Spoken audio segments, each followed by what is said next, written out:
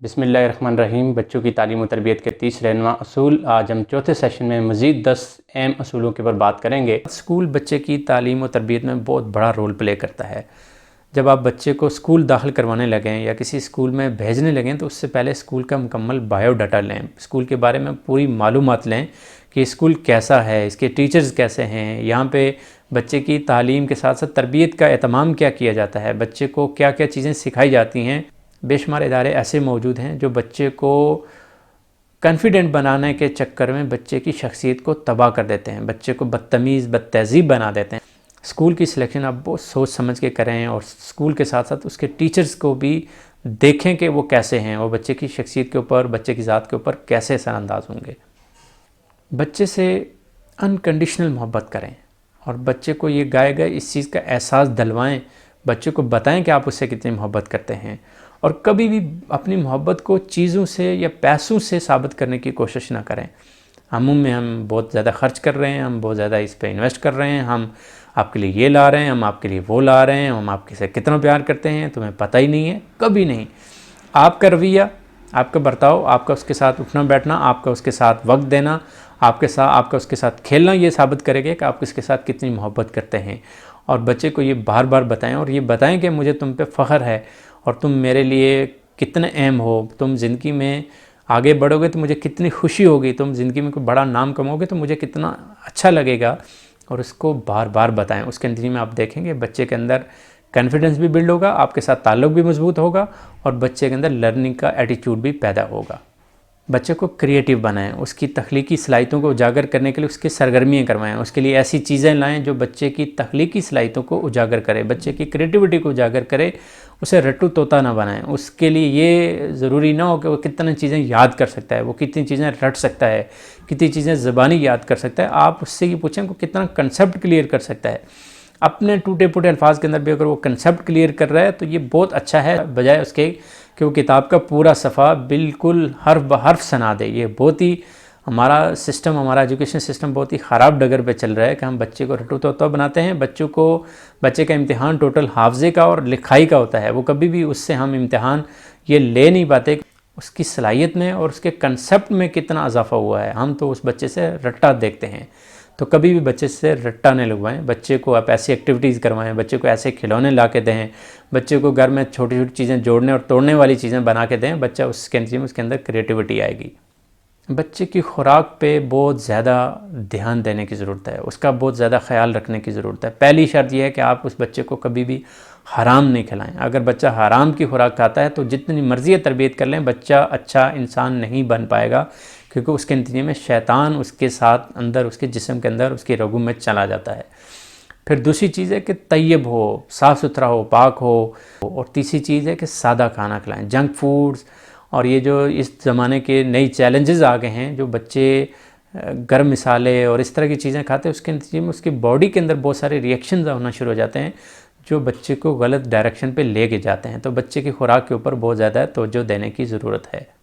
محرم رشتوں کے علاوہ بچوں کو کسی کے حوالے نہ کریں۔ بچوں کو کسی کے ساتھ رات سونے کے لیے، بچوں کو کسی کے ساتھ بھیجنے کے لیے آپ تیار نہ ہوں۔ اس وقت سب سے زیادہ مسئلہ کزنز کے ساتھ ہو رہا ہے۔ عموم میں ہمارے یہاں احتیاط نہیں کی جاتی اور بچیوں کو کزنز کے ساتھ بھیج دیا جاتا ہے، اور جس کے نتیجے میں بڑے بڑے بلنڈرز ہو جاتے ہیں۔ اور عموم میں بالخصوص بچیوں کے معاملے میں پہلی بار ایک بچی کو سب سے زیادہ خطرہ کسی اس طرح کے رشتے سے ہوتا ہے جس کے لیے محرم نہیں ہوتا، لیکن گھر والے اس پہ اعتماد کر رہے ہوتے ہیں۔ وہ خواہ اس کا کوئی کزن ہو، خواہ وہ کوئی محلے کا ہو، خواہ وہ کوئی اس کے لیے کوئی ٹیچر ایسا ہو، ان چیزوں کے اوپر بہت زیادہ توجہ دینے کی ضرورت ہے۔ اس وقت یہ بہت بڑا مسئلہ ہے ہماری سوسائٹی کے اندر بچیوں کے ساتھ کہ وہ محفوظ نہیں، اور صرف بچے نہیں، بچے بھی محفوظ نہیں ہیں۔ ان چیزوں کے اوپر بہت زیادہ توجہ دینے کی ضرورت ہے اور بہت زیادہ نظر رکھنے کی ضرورت ہے۔ تو اگر آپ نظر نہیں رکھیں گے، آپ توجہ نہیں دیں گے، تو کل کوئی بڑا حادثہ ہو جائے گا، اس کے بعد آپ کے پاس سوائے کفِ افسوس سے ہاتھ ملنے کے کچھ نہیں رہے گا۔ بچوں کے رول ماڈلز کے اوپر کام کریں۔ بچوں کے رول ماڈل آج کی سوسائٹی میں ٹی وی اور ایکٹریس اور اس طرح کی چیزیں بن رہی ہیں۔ آپ بچے کو صحابہ کرام، انبیاء علیہ السلام اور اس طرح کی شخصیات اس کے لیے رول ماڈل بنائیں، اور اس کا بہترین طریقہ یہ ہو سکتا ہے کہ آپ چھوٹی عمر میں بچے کو کہانیاں سنانا شروع کریں، اور بالخصوص سلیپنگ سٹوریز کا رواج ڈالیں، اور بچے کو شام سونے سے پہلے لازماً ایک کہانی سنائیں، اور کہانی کبھی بھی مافوق الفطرت نہ ہو، ٹارزن کی کہانی، امرو یار کی کہانی، ایسی کہانیاں کبھی نہیں سنائیں۔ اس کو سنائیں انبیاء کی کہانیاں، حضرت اسماعیل علیہ السلام کی کہانی، حضرت ابراہیم علیہ السلام کی کہانی، حضرت یعقوب علیہ السلام کی کہانی، حضرت لوط علیہ السلام کی کہانی، اور اس طرح کی ساری کہانیاں بچے کی ذات کا حصہ بنتی چلی جائیں گی۔ اب یہ مت سوچیں کہ ابھی بچہ چھوٹا ہے اور اسے یہ سمجھ نہیں آئے گی۔ بچہ جس وقت جب سننے کی پوزیشن میں ہوتا ہے تو وہ چیزیں آبزرو کر رہا ہوتا ہے، اس کو بیان نہیں کر پا رہا ہوتا، اس کو اس طرح سے ایکسپریس نہیں کر پا رہا ہوتا، لیکن اس کا ہرگز یہ مطلب نہیں کہ وہ سمجھ نہیں رہا ہوتا، وہ سمجھ ضرور رہا ہوتا ہے۔ اور اسی طریقے سے بچے کو لوری دیتے ہوئے بھی ایسی لایانی قسم کی لوری نہ دیں، بلکہ لوری بھی وہ دیں جس کا کوئی پیغام ہو، جو بچے کی زندگی کا حصہ بنے، بچے کی زندگی کے اوپر اس کے کچھ اثرات ہوں۔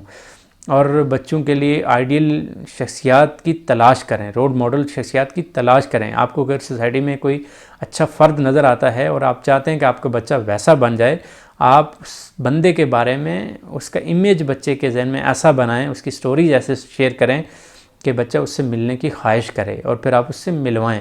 ایسے لوگوں کی صحبت میں بچے کو لے کے جائیں جہاں پہ بچہ اچھا فیل کرے، اور بچے کے کریکٹر میں، بچے کے کردار میں، بچے کی تربیت میں کوئی مثبت اثرات ہیں۔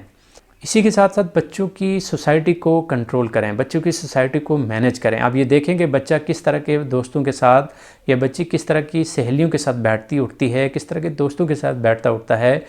اگر آپ یہ مینیج نہیں کریں گے تو بچہ خراب ہوتا چلا جائے گا اور آپ کو پتہ بھی نہیں چلے گا۔ اور اس میں سب سے امپورٹنٹ چیز یہ ہے کہ آپ بچے کے خود دوست بنیں۔ جب آپ بچے کے دوست نہیں ہوں گے تو بچہ کبھی بھی اپنے دوستوں کے بارے میں، اپنی سہیلیوں کے بارے میں آپ کو نہیں بتائے گا، اور جب وہ نہیں بتائے گا تو آپ کو نہیں پتہ ہوگا کہ یہ اسکول میں جا کے، کالج میں جا کے، یا باہر دوستوں کے ساتھ جب جاتا ہے، کھیلنے کے لیے جاتا ہے، تو وہاں یہ کیا ڈسکس کرتا ہے، کیا دیکھتا ہے، کیا سنتا ہے۔ تو آپ اپنے دوستوں کا، اس کے دوستوں کا حلقہ، اس کے دوستوں کا دائرہ کار آپ خود متعین کرنے والے ہوں، اور اس کا، جیسے میں نے پہلے بتایا، آپ اچھے اور برے دوست کی تمیز کروائیں بچے کو۔ بچوں کے کپڑوں کی سلیکشن کے اوپر بہت زیادہ توجہ دینے کی ضرورت ہے۔ ہمارے ہاں جب بچے چھوٹے ہوتے ہیں تو ہم ان کے کپڑوں کی سلیکشن پہ زیادہ توجہ نہیں دیتے، ہم خیال نہیں رکھ پاتے، اور بالخصوص بچیوں کے لیے بھی اور بچوں کے لیے بھی ہم ان کو کیسے کپڑے پہنا رہے ہیں۔ جب آپ چھوٹی عمر میں بچوں کو ایسے ویسے کپڑے پہنائیں گے، جب وہ آپ کی بات سننے کی پوزیشن میں ہیں، جب وہ آپ کی بات سنتے ہیں، آپ کی بات مانتے ہیں، تو پھر جب وہ بڑے ہو جائیں گے تو پھر آپ کی بات نہیں سنیں گے۔ تو آپ بچوں کے چھوٹی عمر سے ایسے کپڑے پہنائیں جو اس کے جسم کو ڈھانپتے ہوں، اس کے سطر کو ڈھانپتے ہوں، اس کے جسمانی اعضاء کو نمایاں نہ کرتے ہوں، بلکہ اس کو پوری طرح سے کور کرتے ہوں۔ اور اس سے زیادہ امپورٹنٹ یہ ہے کہ آپ اچھے لباس پہنیں۔ آپ جب اچھا لباس پہنیں گے تو یقیناً آپ کے بچے بھی اچھا لباس پہنیں گے۔ اور بالخصوص شادیوں میں تو ایسے ویسے لباس نہ پہنیں جس کے نتیجے میں بچہ یہ جان لے کہ کبھی کبھار یہ پہن لینا جائز ہے، اور بچے کے ذہن میں یہ سوال بھی آ سکتا ہے کہ اگر شادی میں یہ جائز ہے تو عام دنوں میں یہ جائز کیوں نہیں ہے۔ بچوں پر انویسٹ کیجیے، بچوں کے لیے انویسٹ نہ کیجیے۔ ہماری سوسائٹی میں کلمیہ یہ ہے کہ ہم بچوں کے لیے تو بہت انویسٹ کر رہے ہوتے ہیں، ہم یہ چاہتے ہیں کہ ان کا مکان بن جائے، ہم یہ چاہتے ہیں کہ ان کے لیے جائیداد بن جائے، ان کا بینک بیلنس بن جائے، لیکن بچوں کے اوپر انویسٹ نہیں کرتے۔ بچوں کی ڈیولپمنٹ کے اوپر، بچوں کی ذہنی، روحانی، جسمانی نشو و نما کے اوپر اتنا خرچ نہیں کرتے جتنا کہ ہمیں یہ فکر ہوتی ہے کہ یہ کل بڑے ہوں گے تو کیا کریں گے۔ میں نے ایسے بے شمار کیسز دیکھے ہیں کہ جس میں بچوں کی تعلیم و تربیت بہت اچھی نہیں ہوئی، اور والدین بچوں کے لیے بہت کچھ بنا کے گئے، لیکن جو نہیں والدین اس دنیا سے رخصت ہوئے، بچوں نے اللو تللو میں سارا کچھ بیچ کے کھا گئے۔ تو اس لیے ہمیشہ کوشش یہ کریں کہ بچوں کی کیپیسٹی بلڈ کریں، بچوں کی جسمانی، روحانی اور ان کی ذہنی نشو و نما کریں، اور اس پہ انویسٹ کریں، ان پہ خرچ کریں۔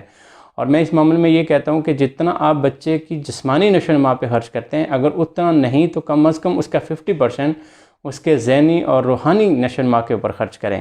بچوں کو اچھے اداروں میں بھیجیں، بچوں کو ایکسپوئر وزٹ کروائیں، بچوں کو مختلف علاقوں کی سیر کرو۔ میں یہ کہتا ہوں کہ آپ مہینے میں ایک وزٹ لازماً کروائیں اپنے بچوں کو، مختلف تاریخی مقامات کا، مختلف شخصیات سے ان کو ملوائیں۔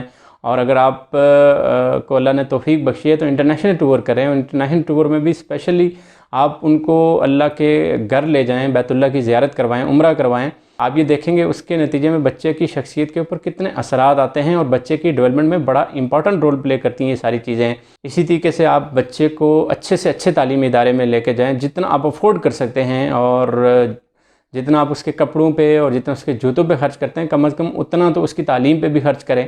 اور جتنا آپ اچھا تعلیم پہ اس پہ خرچ کریں گے، اس کے لیے لائبریری بنائیں، اس کے لیے گھر میں اچھی اچھی بکس لے کے آئیں، اس کو ایکسپوئر کروائیں مختلف لائبریریز کا، اس کو مختلف لوگوں سے ملوائیں، اس کے نتیجے میں بچے کی پرسنالٹی ڈیولپمنٹ ہوگی اور بچہ زیادہ گروم کرے گا، زیادہ کانفیڈنٹ ہوگا، زیادہ اچھا ڈیولپ ہوگا بنسبت اس کے کہ آپ بچے کے لیے پراپرٹی بنا رہے ہوں۔ بچے پہ انویسٹ کرنے کے بعد بھی اتنا اللہ تعالیٰ نے دیا ہے کہ آپ بچے کے لیے انویسٹ کریں تو پھر ضرور کریں۔ بچوں کا پیٹ کاٹ کے آپ بچوں کے لیے انویسٹ نہ کریں۔ میرا یہ خیال ہے کہ بچوں کو آپ اس قابل بنا دیں گے تو یہ خود سب کچھ بنا لیں گے۔ اگر بچے اس قابل نہیں ہوں گے تو پھر ساری چیزیں آپ کے جاتے ہی ختم ہو جائیں گی۔ آخری مگر سب سے امپورٹنٹ، آپ اللہ سے دن میں 5 دفعہ اپنے بچوں کے لیے دعا کریں۔ آپ اللہ سے یہ دعا کریں کہ اللہ تعالیٰ مجھے توفیق بخش کہ میں اپنے بچوں کی بہترین تربیت کر سکوں۔ اللہ مجھے اور میرے اہل خانہ کو اور میرے بچوں کو کل جہنم کی آگ سے بچا، اور ان کو میری آنکھوں کی ٹھنڈک بنا، اور ہم سب کو متقیوں کا امام بنا۔